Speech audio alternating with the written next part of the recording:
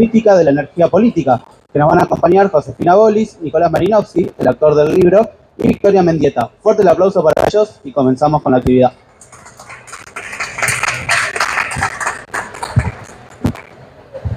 Bueno, hola, buenas noches a todos y a todas. Bueno, estamos acá para presentar el libro Crítica de la Energía Política. Estamos con el autor del libro, Nicolás Malinowski. Nicolás es ingeniero electricista por la Universidad Nacional de Río Cuarto, diplomado en Anticipación Estratégica y Gestión del Riesgo por la Universidad de la Defensa Nacional, magíster en Gestión de la Energía de la Universidad de Lanús y actualmente doctorando en Economía Política Mundial en la Universidad Federal do ABC. Además cuenta con una alta trayectoria en el sector académico, docente en la universidad y posgrado, y especialización en ingeniería aplicada al sector nuclear. Desde el 2014 se desempeña en Nucleoeléctrica Argentina, la empresa estatal encargada de la operación y construcción de centrales nucleares en el país. Bueno, y también tenemos a Josefina Bolis, que ella nos va a comentar del libro de Nicolás. Josefina Bolis es doctora en comunicación de la Facultad de Periodismo y Comunicación Social de la Universidad Nacional de La Plata. Desde el año 2020 se desempeña como prosecretaria de Medios y Publicaciones de la UNLP. Se especializa en estudios de juventudes y su vinculación con políticas públicas. Es directora de la Tecnicatura en Comunicación Pública y Política y docente de la cátedra Introducción al Pensamiento Social y Político Contemporáneo. Y desde el 2025 es la presidenta del bloque de concejales y concejalas de Fuerza Patria del Consejo Deliberante de La Plata. Bueno, se van a presentar a G. Morán, la editora de la Libre, y Diego Hurtado, porque por cuestiones de agenda no se pudieron presentar, así que bueno, les mandamos un saludo. Bueno, qué importante hablar de energía política, ¿no? Qué poco se habla también de esto, y muchas veces, bueno, los que estamos un poco acá, nos preguntamos por qué este es un tema reservado solamente a un sector pequeño, ¿no? Entonces la idea con estos espacios, con estos encuentros y justamente con el libro que estamos presentando es hablar de la energía, pero con otra mirada, no una mirada mercantilista, y en este contexto global que estamos transitando, ¿no? Primero con el conflicto de Ucrania y Rusia, y ahora estamos con el conflicto Estados Unidos, Irán, Israel. ¿En qué lugar se para la región y en qué lugar se para nuestro país? Un país con grandes recursos naturales, un país con el que podemos decir que tenemos una soberanía energética, que podemos tener soberanía energética. Bueno, ¿en qué lugar nos paramos nosotros, ¿no?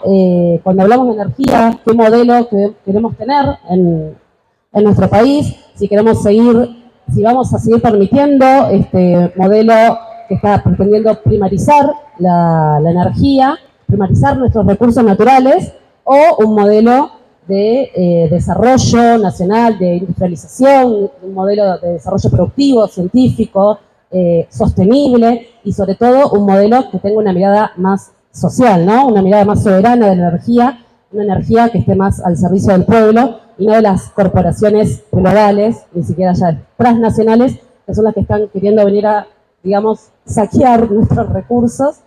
Así que, bueno, a mí me parece re importante que Nicolás es un experto, un gran experto en el tema, que además estamos escuchando muchos streamings, en las radios. Es importante escucharlo y tener otra mirada. A mí me parece fundamental, ¿no? Porque la cuestión energética, aunque a muchas personas les parezca como algo externo, abstracto, o algo muy que no tiene que ver con la vida cotidiana, sí la energía, sí todo el desarrollo energético sí tiene que ver con nuestra vida cotidiana, ¿no? Desde el aumento de los combustibles. ¿Por qué aumentan los combustibles? Eso es una decisión política.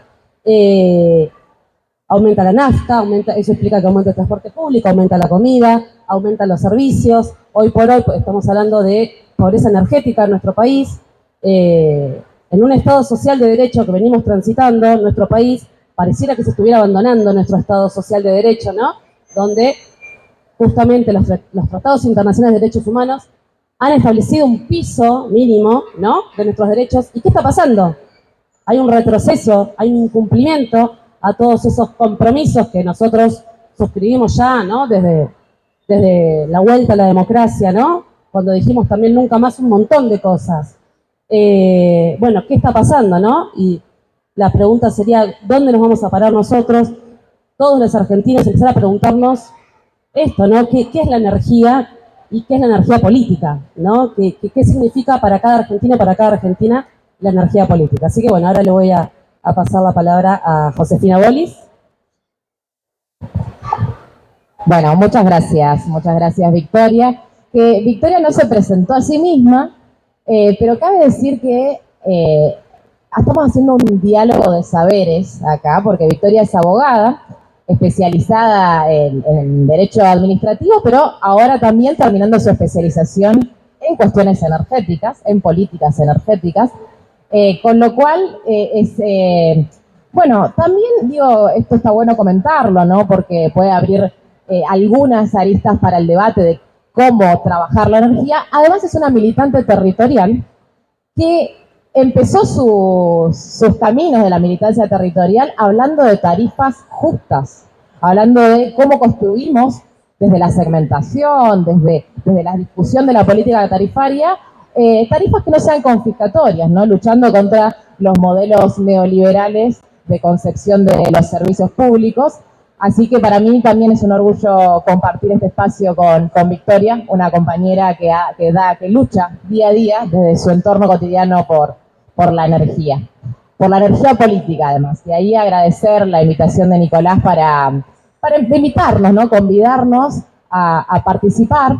Yo le decía, bueno, desde el campo de las ciencias sociales voy a pensar que seguramente es un abordaje complementario y que creo que nos puede enriquecer, pensar cómo la energía política, y digo, esto es un aporte fundamental de la obra de Nicolás, es cómo la energía política tiene que ser un debate de todos, de todas las clases, de todos los sectores, de todos los intereses, de todas las disciplinas, porque es algo que nos atraviesa profundamente en nuestra vida cotidiana y en las decisiones que tomamos como Estado y también como militantes, ¿no? Como de las decisiones que tomamos para pensar cómo construir desarrollo, soberanía, ciencia, cómo construir una sociedad más justa y sobre todo también cómo construir mejor calidad de vida, ¿no? Cómo la cuestión energética nos permite pensar en el buen vivir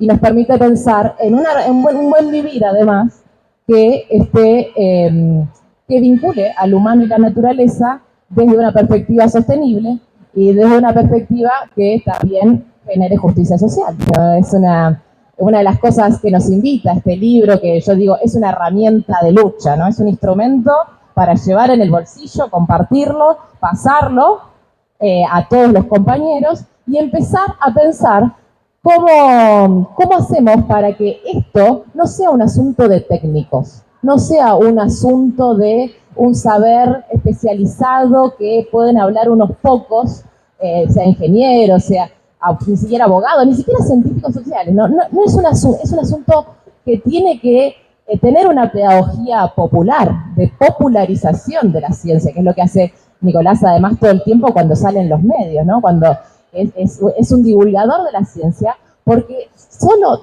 entendiendo qué es lo que tenemos que defender, podemos dar una real comprensión de lo nodal que es para nuestra sociedad y para el mundo, ¿no? Porque la energía nos pone en diálogo con decisiones que tenemos que tomar en materia geopolítica y decisiones que tenemos que tomar también para insertarnos en ese esquema sin quedar subordinados con un andamiaje colonial, como dicen, que efectivamente es lo que nos está sucediendo hoy con el RIGI, pero también, bueno, con muchas otras políticas e iniciativas legales que tenemos que prestar atención, porque ahora, con la ley de glaciares, con la reforma de la ley de manejo de fuego, con la reforma de la ley de tierras, con un montón de estas, lo podríamos decir, leyes ómnibus de la cesión y del saqueo de soberanía, bueno, nos van a terminar condenando por un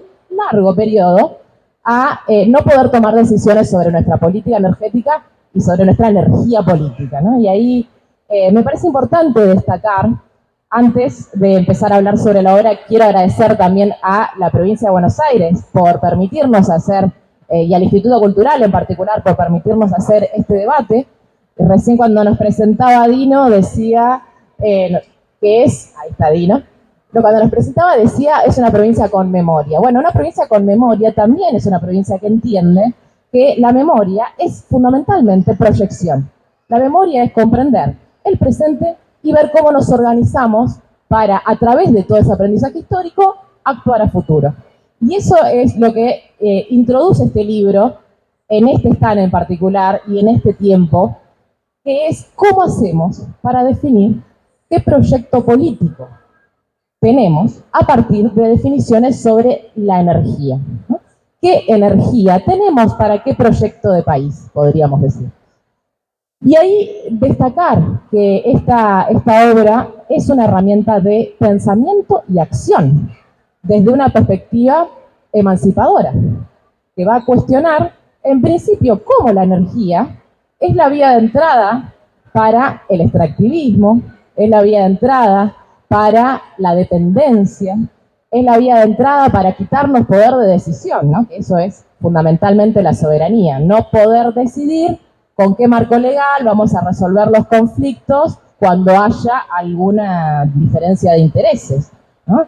Y justamente este libro nos permite pensar en que la energía y la soberanía energética es el capital en disputa en disputa y en transición de este mundo capitalista. Tenemos un mundo que se está redefiniendo en términos energéticos, lo que Nicolás llama la transición energética, que viene a partir del debate de la digitalización, las nuevas tecnologías, la inteligencia artificial, ¿no? Hace poquito tuvimos a Peter Thiel, cerraron la Casa Rosada para que el presidente pueda reunirse con Peter Thiel, el CEO de Palantir. No se sabe si no hubo en alguna discusión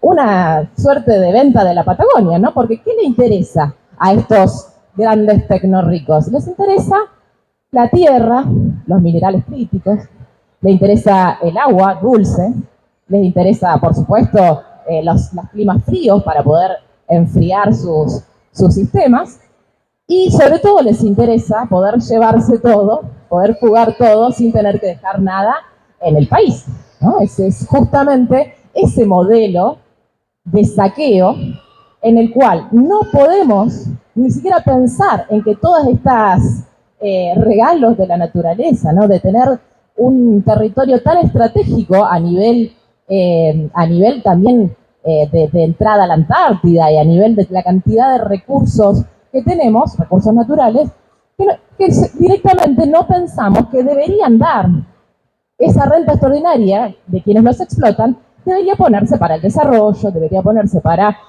una construcción a través de la ciencia y la tecnología, de una capacidad de nosotros poder industrializarnos y también asegurarnos el consumo interno, ¿no? Porque hablábamos de que estábamos otra vez volviendo a traer gas licuado, volvemos a traer, ¿no?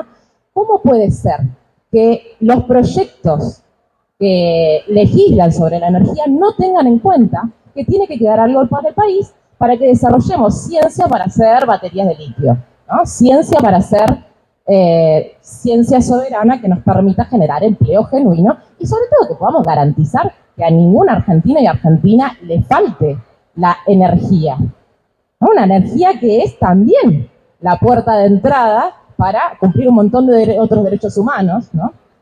Nosotros, la mira Victoria, porque nosotros militamos por una tarifa para electrointensivos, diciendo, bueno, si solo tenemos electricidad, ¿cómo puede ser que no tengamos una tarifa diferencial de cara a que algo que nos garantiza el agua, un derecho humano fundamental, algo que nos garantiza la calefacción, algo que nos garantiza el alimento, tenga un cumplimiento básico de ese derecho humano, ¿no? Ni hablar del transporte, ni hablar de lo que significa hoy cargar un tanque de nafta, ¿no? Ni hablar de lo que significa, lo que ha caído el consumo de nafta porque justamente no nos alcanza para salir de esa pobreza energética, porque en principio no se tiene en cuenta en la canasta básica el peso que tiene la energía, que además hoy necesitamos más que nunca, ¿no? Necesitamos más que nunca porque las telecomunicaciones y poder estar incluidos en esta sociedad requiere que estemos usando todos esos servicios. Entonces, no se está teniendo en cuenta qué tipo de ciudadanía necesitan los argentinos y las argentinas para tener calidad de vida. Digamos, y alguno de los debates, o por ahí la interpretación, la lectura que hago sobre el libro de Nicolás, me llevó a pensar en la importancia, en principio, de definir a la energía política como un objeto a analizar desde su rol de capital en disputa y cómo eso determina las relaciones de desigualdad en una sociedad y en un mundo, ¿no? Relaciones entre estados y también relaciones entre sectores sociales, entre clases. Y digo clases porque además acá hay un claro mensaje para Marx, ¿no? En este título, en su crítica a la economía política, pero también pensar en que no es un determinado tipo de política, un área entre otras, sino que es algo que resulta nodal, vertebral, para definir qué tipo de sociedad queremos. Y en eso es importante que no se trate desde lo técnico, sino que se trate desde lo político. Porque es como dicen con la economía, ¿no? Que si no entendés, es porque te están cagando. Bueno, lo mismo pasa con la energía. Si no entendés, es porque te están engañando, vamos a decirlo. Ya dije la palabra igual, la palabra con C, pido disculpas.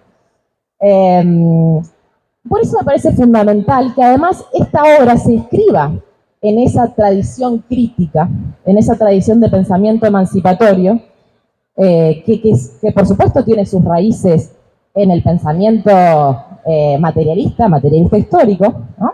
Que lo que hizo, digo, en ese momento también Marx fue pensar que tenemos que desnaturalizar la economía, que no hay una mano invisible del mercado, sino que tenemos que pensar en cómo esa economía son decisiones políticas, culturales, y justamente también tenemos que hacer lo mismo con la energía. No podemos pensar que hay algo natural en el uso de los recursos naturales. No podemos pensar que hay que desmitificar todo lo que se nos oculta de las relaciones de poder que están incluidas en las relaciones energéticas, por decirlo de algún modo.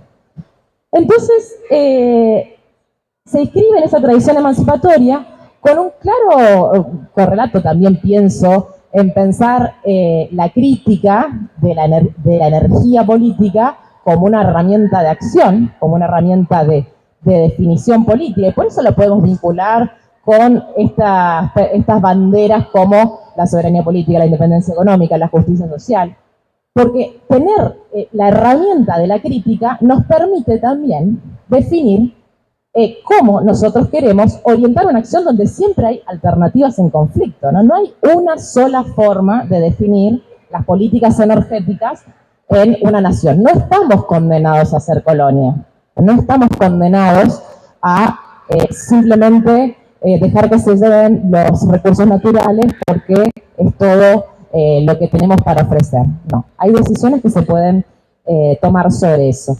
Y también otra tradición crítica que es las epistemologías del sur, ¿no? Que es la tradición de las teorías que denuncian la dependencia y que proponen teorías de la liberación. El libro, desde su título, nos anuncia que nosotros vamos a cuestionar el colonialismo, que decir patria o colonia es una discusión sumamente actual. No estamos hablando de conceptos arcaicos, de conceptos que funcionaron para otros tiempos, ¿no? Es un libro que nos pone en la disyuntiva de si estamos condenados a ser una economía primarizada, a través de una reprimarización, a través de estos minerales o recursos naturales, o si vamos a tomarnos el trabajo de pensar el desarrollo a largo plazo. Y al mismo tiempo, creo que el libro propone un método, ¿no? Y eso me gustaría que después lo conversemos un poco con Nicolás, pero es cómo salimos de esto, qué hacer, ¿no? El método del qué hacer. Por supuesto que hay proyectos, yo pensaba que habrá sido en el 2019, Cristina dijo, hay que alinear precios con tarifas, con salarios, ¿no? Si no podemos hacer eso, el desarrollo se lo van a llevar un par de vivos, el excedente se lo llevan un par de vivos, y a que además lo fugan, o sea, ni siquiera queda en el país, y a nosotros no nos queda ningún saldo de Vaca Muerta en ese caso, pero también podemos pensar en el triángulo del litio y en todo lo que estamos descubriendo que tenemos como potencialidad y oportunidad de desarrollo que claramente podemos dejar escapar si no damos la discusión política. Entonces, por ahí para plantear algunos ejes de debate, algunos debates, después vamos a abrir a si también ustedes plantean las que quieran conocer, pero bueno, para dejar algunas líneas de trabajo, yo pensaba en principio si tenemos que pensar esta transición energética como una oportunidad, porque se nos dice que tenemos todo, ¿no? Tenemos la tierra, tenemos el clima frío, tenemos los minerales, los recursos naturales, pero también en ese tenemos todo, tenemos un gobierno que dice que el único problema de esa tierra es que está poblada por argentinos, ¿no? Que cuando fue a discutir el RIGI dijo, bueno, tenemos todo eso, pero de los argentinos nos tenemos que ocupar. Entonces también pensar que el gobierno es un limitante de esta posibilidad de planificación energética.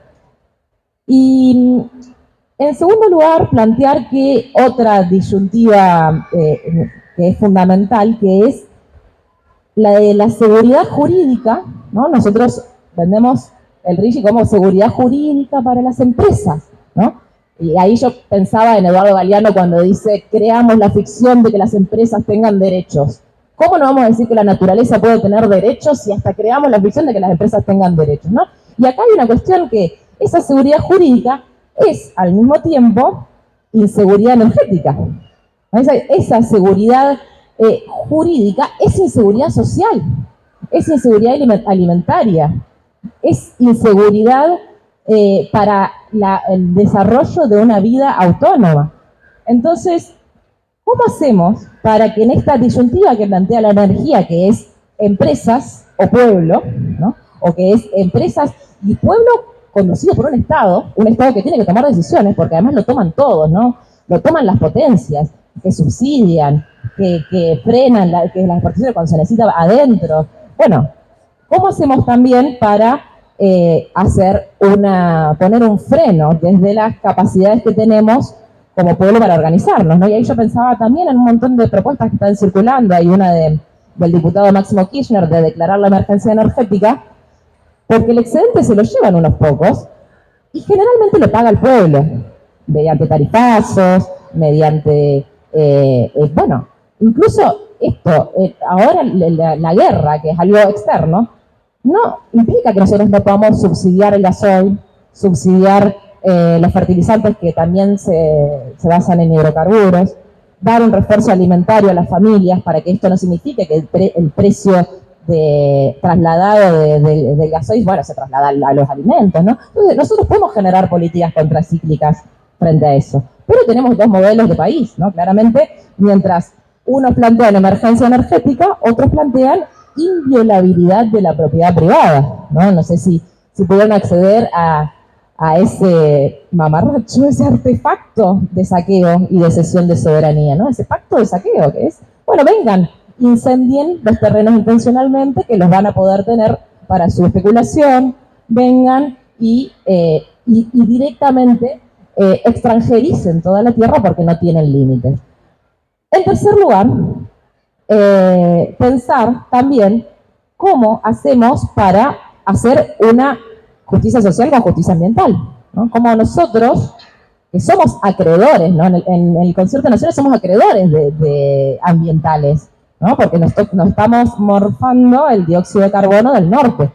Bueno, ¿cómo hacemos para pensar un proyecto de desarrollo energético que sea sustentable, que tenga en cuenta el ambiente, sin por eso limitar que hasta el día de hoy nosotros venimos haciéndole el favor al norte en cuanto a la debacle ambiental, ¿no? Porque hay una desigualdad global en torno a quienes se habilitan todo y quienes nos fumamos las consecuencias, propiamente dicho.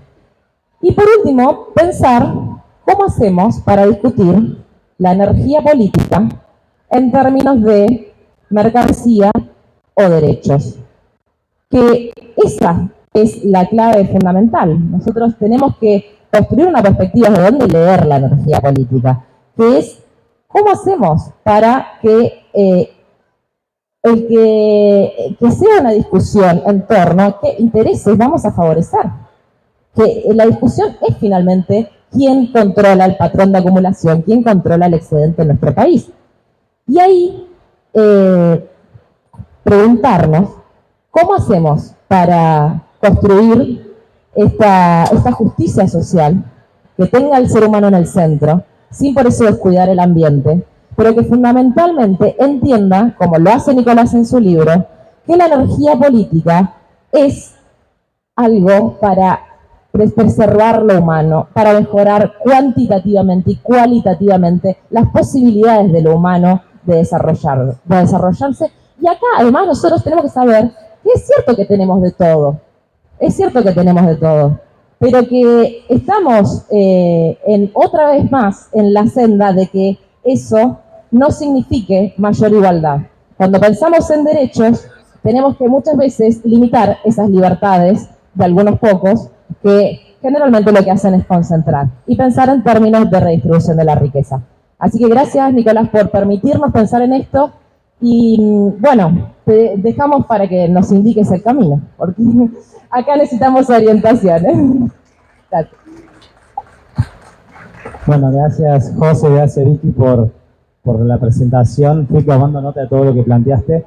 Gracias también al stand de la provincia de Buenos Aires por permitirnos presentar el libro acá hoy y sobre todo en la Feria del Libro, ¿no?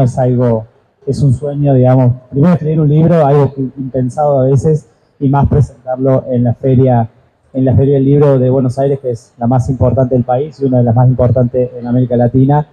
Y bueno, creo que el libro invita un poco, lo mencionaba Vicky, lo mencionaba José, el pensar, digamos, la energía desde otro lugar, ¿no? Cuando hablamos de crítica de la energía política, ¿qué dimensiones ponemos de análisis ahí?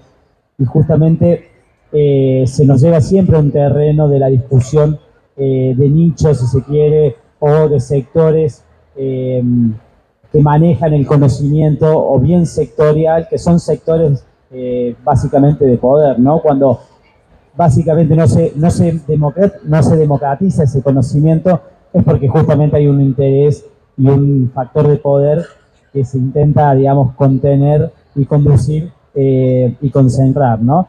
Y un poco el libro de crítica de la energía política invita a sacar ese fetiche de lo que es, bueno, la energía como un sector técnico, tecnológico, y no visto como también una dinámica de poder detrás de eso, ¿no? Porque si pensamos la dinámica del patrón de acumulación, por ejemplo, que mencionabas al final, José, en la Argentina, bueno, ¿cuáles son los actores de poder que hoy están reaccionando y configurando este nuevo esquema de producción en la Argentina, donde el sector energético está siendo un factor de disputa, no solo en la Argentina por la enorme cantidad de recursos naturales que tenemos? O sea, Argentina posee el triángulo del litio junto con Bolivia y con Chile, que son el 60% de las reservas de ese mineral estratégico fundamental para la transición energética global que se plantea. Poseemos la segunda reserva de gas no convencional del mundo y la cuarta de petróleo no convencional del mundo. Tenemos ríos, aguas, vientos, oro, cobre, tierras raras, bueno, una infinidad de recursos minerales críticos que hoy son un nuevo factor de disputa en esta reconfiguración global que estamos viendo, de crisis hegemónica, disputa global entre China y Estados Unidos, guerras por la apropiación de esos recursos. Vimos, o sea, el año 2026, el sector energético, yo creo que se puede pensar, lo discutíamos al principio fuera del panel, como un arma para la guerra, el sector energético o la energía, ¿no? Y pensaba cómo amaneció el 2026 con el 3 de enero, por ejemplo, invadiendo Estados Unidos, un país en América Latina, secuestrando un presidente, el presidente Nicolás Maduro de Venezuela, donde más allá, digamos, de las críticas que podamos tener o las miradas, diferentes miradas sobre Venezuela, pero no hay que perder de vista que Venezuela es la principal reserva de petróleo del mundo, ¿no? Seguido de eso, un asedio y un bloqueo fenomenal e histórico que no se había visto nunca para el país hermano de Cuba, donde también un bloqueo energético está provocando la mayor crisis humanitaria en ese país. Seguido de eso, el bombardeo por parte de Estados Unidos e Israel al país de Irán, ¿no? Donde está ya llevando un conflicto bélico con más de 2 meses de desarrollo, donde ha puesto, digamos, la energía en un sector fundamental y está destrozando la economía global y está poniendo y encareciendo, digamos, los precios energéticos, que vemos un barril de petróleo estaba previamente al conflicto $70 internacionales y hoy está $120, 115, estuvo fluctuando el fin de semana, estaba a 115, yo lo revisé hoy a la tarde. Entonces, esas cuestiones son importantes entenderlas, porque también es importante cuál es el rol que nosotros vamos a insertarnos en ese mundo, en disputa, en crisis, y aprovechando, digamos, estos recursos que tiene la Argentina como un factor de desarrollo o un factor de subordinación, ¿no? Y eso es lo que creo que está en disputa en nuestro país y lo que se está configurando, y tenemos que pensar cómo desandar ese camino. Cuando planteaba José el tema del método, del qué hacer, bueno, el qué hacer es una pregunta que podemos remitir también a otros autores y demás, sobre todo de 1903, si no me equivoco, la autoría del qué hacer, pero creo que ahí hay pistas y respuestas también que sirven, digamos, para estos momentos, porque sigue siendo, digamos, o sea, en esos tiempos se definía el imperialismo como fase superior del capitalismo. Y bueno, hoy también está ese imperialismo dando vuelta y sigue, digamos, intentando subordinar a los países al control, digamos, de dominación y a sus intereses, ¿no? Y cómo Argentina está configurando, lamentablemente, a través del poder legislativo, del poder ejecutivo, un andamiaje que lo traía José también, que está en el libro, un andamiaje colonial que vemos en el RIGI como una expresión que uno lo pone literaria, pero es algo que está sucediendo, de cómo se posiciona al país a entregarnos los recursos para desarrollar, por ejemplo, la industria norteamericana, o sea, porque esto también tiene que ver con el ascenso de Trump nuevamente en Estados Unidos, un programa, el Green Baby Deal, y el programa de reindustrializar Norteamérica, y con un programa o sea, en noviembre del año pasado se aprobó la doctrina Donroe, o el nuevo plan de estrategia de seguridad nacional de Estados Unidos, donde profundiza, digamos, el control sobre los territorios y sobre lo que ellos dicen su patio trasero o el hemisferio occidental, y sobre todo en esa disputa con China. Y cuando Estados Unidos manda nuevamente un embajador en la Argentina, donde dice que la principal función es desplazar a China de nuestro territorio, bueno, ahí estamos viendo también quién quiere controlar y cuáles son los factores de poder y disputa. Y bueno, creo que ahí, o sea, estas reflexiones es interesante también, como lo decía José y Vicky, de bueno, cómo lo hacemos para que sea un sentido común. Me parece que tiene que ser parte de la discusión cotidiana qué hacer y cómo apropiarnos de nuestros recursos, porque también empezamos a ver, no es solo una reconfiguración abstracta de una Argentina colonial del siglo XXI, sino estamos viendo un desarrollo desigual y combinado muy fuerte en la Argentina, donde se consolida, por ejemplo, un polo exportador de petróleo y gas en Vaca Muerta, y tenemos las localidades cercanas a esos yacimientos sin acceso al petróleo y gas.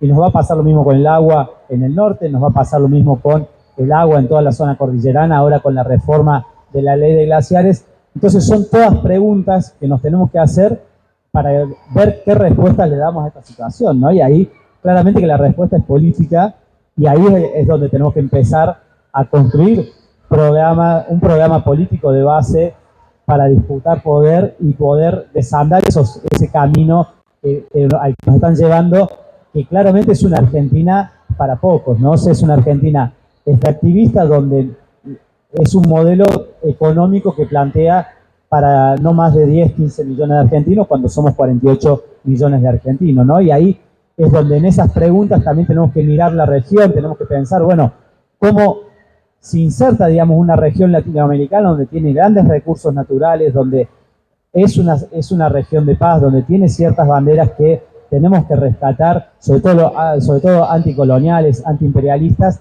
donde tenemos que pensar, bueno, cómo nos insertamos en esa reconfiguración global y que Argentina, América Latina, sea un bloque, si se quiere, proveedor tal vez de recursos para esta transición sistémica, transición energética y demás, pero con valor agregado en origen, ¿no? O sea, ¿por qué nos vamos a llevar el litio del norte y procesarlo en China y después comprar el auto chino de BYD, como ya estamos viendo los barcos, ¿no? O podrían ser los autos Tesla, digamos, o sea, más allá de dónde vengan, ¿no? Por eso también no es necesario casarse o con Estados Unidos o con China. Creo que eso también es un error y son alianzas estratégicas que tenemos que ir pensando de cómo lo hacemos, pero entendiendo cuál tiene que ser nuestra inserción, ¿no? O cómo debe ser nuestra inserción en ese esquema.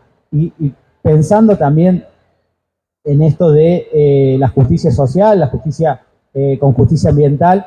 Y bueno, ahí justamente es interesante el planteo que está llevando en los últimos 2 o 3 planes quinquenales de China, por ejemplo, que ellos plantean la civilización ecológica con centralidad en la reconstrucción del ser humano y la naturaleza, ¿no? Ese lazo, el capital o las relaciones sociales que hoy dominantes en la producción rompen, ¿no? Totalmente rompen esa relación entre humanidad y naturaleza y sobre todo pone al hombre sobre la naturaleza desde un sentido depredador, ¿no? O sea, como con un sentido netamente mercantil, que ya voy a ir a ese punto. Pero pensar ahí en eso que plantean los planes quinquenales de China, tal vez son experiencias para mirar y no para copiar, sino para sacar justamente experiencias y recorridos que están haciendo, sobre todo pensando que China, o sea, si bien plantea esto, hoy es el principal país contaminante del mundo, ¿no? Entonces, uno tiene que tener una mirada crítica y no comprar, digamos, tal vez esos eslogan propagandistas que está haciendo China, pero sí está, por ejemplo, haciendo experiencias interesantes en recomponer esos lazos y con otro tipo de, o por lo menos intentando otro modelo de producción, ¿no? Y también pensar la energía como mercancía o como derecho, o cómo pensamos la energía, ¿no? Me parece que ese es si lo vemos en términos de mercancía, bueno, tiene valor de uso y valor de cambio, y bueno, ¿cuál es la mirada que le damos nosotros, no? O sea, si lo pensamos en términos mercantiles, como lo planteaba Marx en el Capital, el valor dual de una mercancía es valor de uso, valor de cambio, y quién genera valor, ¿no? O sea, también ahí es la pregunta. Y Argentina creo que tiene hoy sí una oportunidad en ese sentido de replantearse cómo utilizar la energía para un modelo productivo necesariamente en el país. O sea, hoy no podemos pensar que se reconfigure, digamos, todo este andamiaje que está haciendo el gobierno de la Libertad Avanza en poner la energía al servicio de un commodity o como un commodity más de exportación. Si uno ve, por ejemplo, lo discutíamos también en la previa con los colegas y compañeros, el tema de cómo se está poniendo la energía al servicio de la exportación con contratos firmes sin poder utilizarlo en el país, ¿no? Entonces, ¿de qué nos sirve la explotación de ese recurso? Porque si nosotros como sociedad decidimos explotar este tipo de recursos, entendiendo el impacto ambiental, socioambiental que va a tener, y decidimos aceptar ese sacrificio, bueno, que sea en beneficio de las mayorías y no de un grupo concentrado de sectores empresarios que se lleven la rentabilidad, y sobre todo rentabilidad extraordinaria, porque hoy estamos hablando de rentabilidad extraordinaria a través del sector energético, y cuando vemos las variables económicas en el país, también vemos cómo los únicos sectores que crecen hoy son minería, energía, y sin generación de empleo, sin generación de trabajo, y sobre todo con regímenes como el régimen de incentivo de grandes inversiones, que beneficia, y sobre todo por 30 años, a estas corporaciones, y vemos ahí cómo se está configurando un núcleo de poder, que eso creo que es una preocupación, por lo menos lo que a mí me desvela para seguir trabajando estos temas y pensar desde la militancia, desde la política, desde la academia, desde el sector que nos toca ocupar, cómo desandamos ese núcleo de poder que hoy se está configurando en el sector energético, que va a ser incluso tal vez más poderoso, tal vez con el sector agropecuario histórico que ha sido el en el desarrollo de nuestro país. Porque si pensamos en términos de divisa, hoy ingresan 30.000 millones de dólares por el sector agropecuario, y el sector energético se estima que va a ser incluso hasta superior en términos de ingresos de divisas al país. Entonces ahí creo que tenemos que pensar cómo evitamos que se consolide ese grupo, ese núcleo de poder económico que hoy se está consolidando, y ahí creo que son las tareas que tenemos que hacer desde la política, desde la militancia, desde las organizaciones sociales, desde la academia, porque es pensar cómo poner esa energía al servicio de la sociedad. Y ahí creo que es propio. Sí.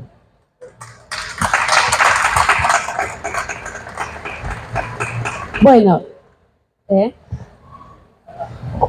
No, también quería decir que dos cosas que me disparó recién Nicolás, que es una, hay que defender la universidad pública.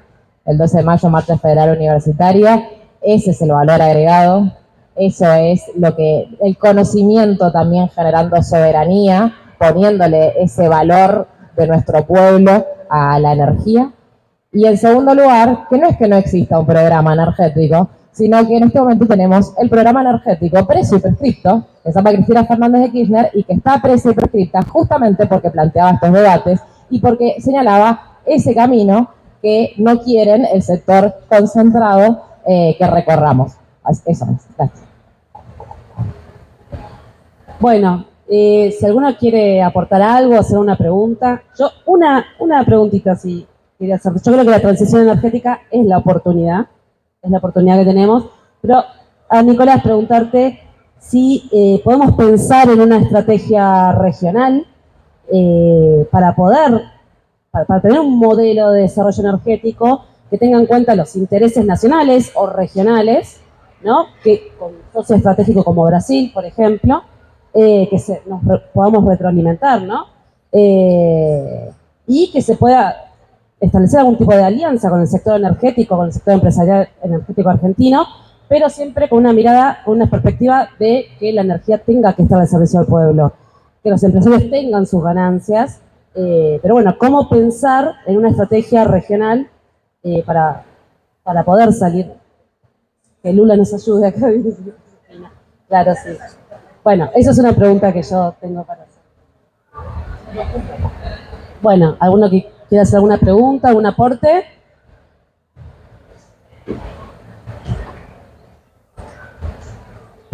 Hola, ¿qué tal? Buenas noches. Yo me quedé pensando en ese concepto del que hablaban al comienzo, que es no hacer de la energía un nicho. Democratizar no solamente su acceso, sino también el saber sobre energía. A mí no me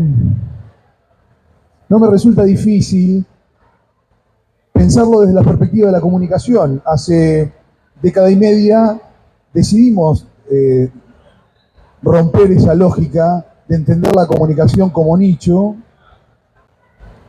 De hecho, la discusión horizontal en materia comunicacional permitió la construcción de una ley probablemente la más discutida.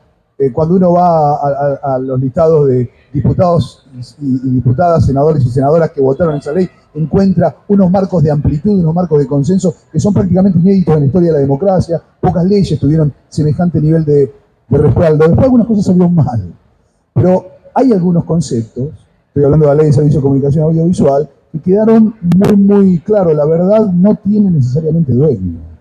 Y no es el lugar de la enunciación el lugar que se pueda atribuir la verdad. ¿Cómo hacer, me pregunto, para democratizar el debate de la energía, teniendo en cuenta la dificultad técnica que hay en el medio? Que a veces esa dificultad, la característica técnica pareciera una barrera insondable, ¿no? Eso.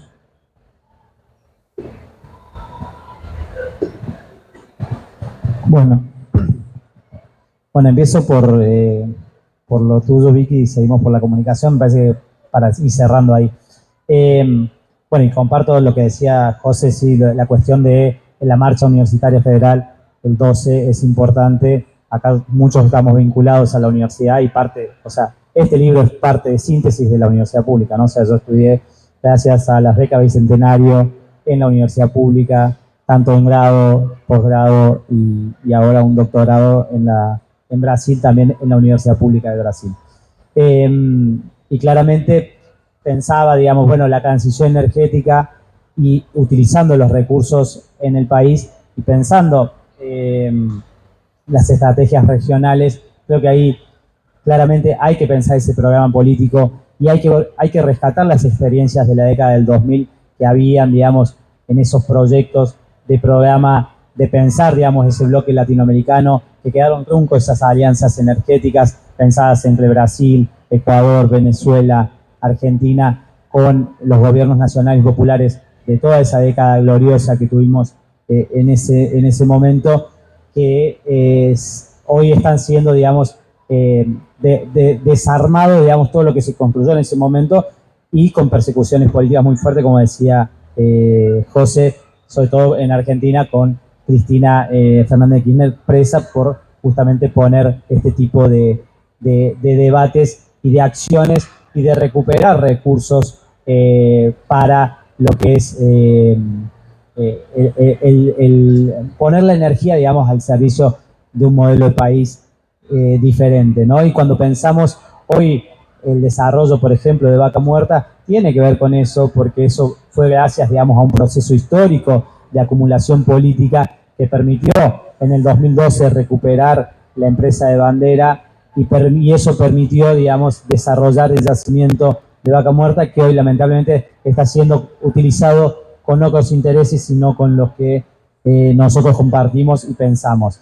Y pensando en eso de qué transición energética y cómo hoy nos pensamos, yo también pregunto, digamos, o sea, el mundo está haciendo una transición energética en términos sí y en términos no, pero también estamos viendo cómo el mundo está bombardeando y contaminando todo el tiempo, ¿no? O sea, y cómo por un lado tenemos un sector dominante o una hegemonía en crisis como la de Estados Unidos, en declive relativo, pero que lleva adelante, digamos, su programa económico en base a los combustibles fósiles, y una China que también su desarrollo industrial es a base de quema de carbón, que es el recurso que más tienen en sus territorios, pero con un desarrollo tecnológico que hoy controlan en toda la cadena productiva las nuevas tecnologías de lo que es la transición energética, o sea, autos eléctricos, paneles solares y molinos de viento. La tecnología hoy dominante es China, ¿no? Y entonces, bueno, ahí sí creo que en ese contexto hay que pensar puentes y alianzas, digamos, entre los países de América Latina, intercambio de experiencias, digamos, porque, por ejemplo, Argentina si quisiese desarrollar el petróleo en el mar de Mar del Plata, digamos, que se le había concesionado a la Shell, ahí hay una oportunidad histórica de hacerlo en asociación con Brasil, con Petrobras, que es el líder en exploración offshore en la región y en el mundo, ¿no? En aguas profundas. Entonces, ¿por qué no pensar en esas experiencias como hoy están haciendo esa asociación Sheinbaum en México con Petrobras y Lula para explorar el Golfo de México, ¿no? O el llamado Golfo de América ahora, ¿no? O sea, que estamos a la orden del día con esos cambios de nombre. Pero más allá de eso, creo que sí es importante pensar esas agendas y encontrar, digamos, esos puntos de contacto para fortalecer, ¿no? Y eso tienen que ser agendas institucionales de los gobiernos, pero creo que desde las experiencias sociales también y desde abajo, porque si no, nos sucede que después se borran de un plumazo, ¿no? Cuando no están sujetas o arraigadas en la sociedad. Esto también lo decía José al principio, o sea, nadie defiende lo que no conoce, ¿no? Entonces me parece que cuando lo veamos, eso que se haga cuerpo social, cuerpo en la sociedad, creo que ahí ganamos un plus en lo que es para poder defender esos puentes y puntos en contacto que se armen, ¿no? Y claramente una asociación con Brasil tiene que ser, porque Brasil es la potencia de América Latina, tiene, digamos, un enorme desarrollo y es un socio estratégico en la Argentina, pero también tenemos que hacerlo con todos los países limítrofes en la región, con Uruguay, con Paraguay, con Perú, con Bolivia, con Chile, con Ecuador, con Venezuela, y dar vuelta a la taba, digamos, porque acá lo que está sucediendo es una arrase, digamos, una reconfiguración del territorio latinoamericano para el saqueo, digamos, cuando vemos lo que sucede en Ecuador con el narco y la proscripción a la revolución ciudadana, lo que sucede, el modelo peruano, o sea, cuando el ministro de Economía en la Argentina plantea el modelo económico tiene que ser Perú, es de una gravedad donde vemos, digamos, o sea, hubo elecciones en Perú, había más de 30 candidatos, o sea, hay una cuestión de fragmentación para el control de justamente los recursos de Perú, digamos, que ahí han sido históricamente los saqueos desde las colonias desde hace 500 años atrás. Entonces, cuando nos ponen esos eslogan, hay que preguntarse, hay que desarmar y hay que justamente ponerle crítica y entender eso y sacar el velo y el fetiche de esas concepciones que se hacen, ni hablar de cuando uno escucha, bueno, tuvimos 3 conferencias magistrales de Milei la semana pasada, hay que escuchar esos discursos para ver qué configuración se está dando, porque es gravísimo, digamos, de una gravedad que se está comprometiendo no solo las generaciones presentes, sino las futuras, y tal vez 2 o 3 generaciones futuras, ¿no? O sea, y ahí es donde creo que tenemos que preguntarnos y pensarnos, y sobre todo cuando vemos en esto de cómo vienen estos capitales. Veíamos esta semana el desfile de Peter Thiel en la Argentina, veíamos ahora vienen esta semana hay una agenda de recorrer las instalaciones nucleares por parte del Departamento de Estados Unidos. O sea, hay toda una cuestión que se está configurando que tenemos que pensar, bueno, ¿cómo lo rompemos? Y me parece que estos son los espacios de preguntas y donde se empiezan a construir esas agendas. Por lo menos que estén las preguntas. Por lo menos están las preguntas. Las respuestas todavía no las sabemos, pero por lo menos que nos empecemos a preguntar. Las respuestas se van construyendo también. Es pregunta y respuesta, porque uno hace síntesis y vuelve a aparecer una pregunta. Si no aparece una pregunta, ahí le erramos, porque también pensamos que estamos llevando la ciencia cierta y no. Creo que claramente todo el tiempo es, justamente cuando uno planifica, uno evalúa y reevalúa sobre esa planificación, ¿no? Entonces hay que pensar desde esa mirada crítica, dialéctica y todo el tiempo, digamos, porque si no caemos, digamos, en ecuaciones en ecuaciones simples que no llevan a ningún lado. Y para ir cerrando, porque ya acá el tiempo es tirano, con respecto a la comunicación, lo que todavía el compañero creo que es importante, de no pensar la energía como un nicho, y bueno, hay que hacer pedagogía, y ahí es donde nos convoca a quienes tenemos la responsabilidad de haber transitado y habernos formado, por ejemplo, en la universidad pública en la Argentina. Bueno, ahí creo que tenemos un compromiso y una deuda con la sociedad. Y este libro, por ejemplo, Crítica de la Energía Política, es parte de eso, o sea, y es un esfuerzo, digamos, o sea, claramente mi formación de base viene desde otro campo, yo soy ingeniero de base, con lo cual hacer esta pedagogía también es un esfuerzo que uno hace para poder llevar estos debates a toda la sociedad, y ahí me parece que tenemos que pensar, pero es democratizar el conocimiento desde los distintos lugares. Creo que ahí las universidades tienen que jugar papeles fundamentales, las universidades tienen que estar abiertas a la sociedad, no puede ser muchas veces porque la universidad a veces se pregunta ¿cómo me inserto en el medio? No, la universidad tiene que ser parte del medio, ¿no? Y esa puerta, y tiene que estar esa bidireccionalidad abierta hoy en día. Pienso en la universidad por lo que nos convoca estos días en la lucha universitaria, pero eso tiene que ser en todos los espacios. Bueno, ¿cómo están las empresas estatales vinculadas al sector de energía?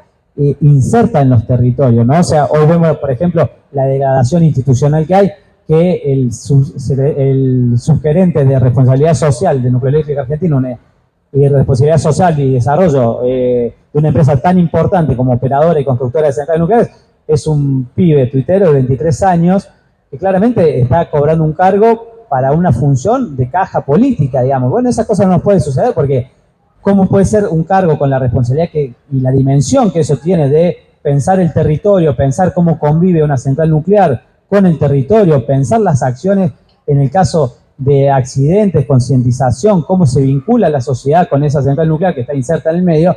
Bueno, son las cuestiones que tenemos que pensar y discutir y problematizar. Me parece que la respuesta de poner funcionarios de esa característica no tiene que ser. Tampoco es la cuestión de los funcionarios en sí, digamos, porque si no también lo fetichizamos en eso.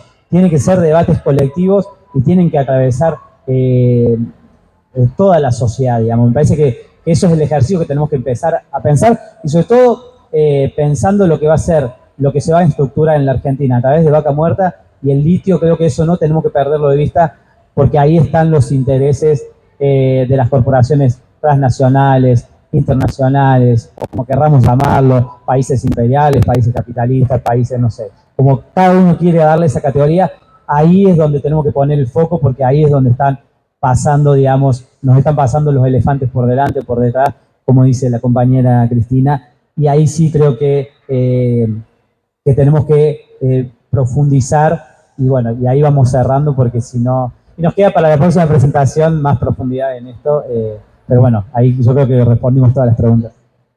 Sí, iba a decir que Nicolás va a seguir presentando el libro, no sé qué días, pero va a seguir, hay 2 presentaciones más, ¿no?, del libro. Mañana hay una actividad también acá en la Feria del Libro con 2 editoriales más, Futurock y Siglo XXI a las 20 horas en el Pabellón Amarillo, me parece que es, no recuerdo la saga. Y el día sábado es otro libro, que es un libro que también los invitamos a las 19 horas. Es el libro Reimaginar los futuros de América Latina, es una obra colectiva compilada con Álvaro García Linera, Emil Sader, René Ramírez Gallegos y bueno, yo soy el otro compilador y escriben figuras como bueno, Cristina Fernández de Kirchner, Gaxi Kicillof de Argentina, Víctor Hugo Morales, Rafael Correa de Ecuador y bueno, otros tantos pensadores y políticos de América Latina. Así que bueno, los invitamos sábado 19 horas y mañana a las 20 horas también. Bueno, gracias Josefina Boris, gracias Nicolás Malinowski. Bueno, nos vemos en la próxima.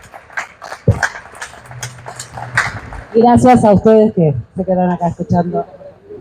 Ah, sí, bueno, acá el que quiera comprar el libro. Ah, está en la librería de acá del stand. 14.000 pesos. Precio popular.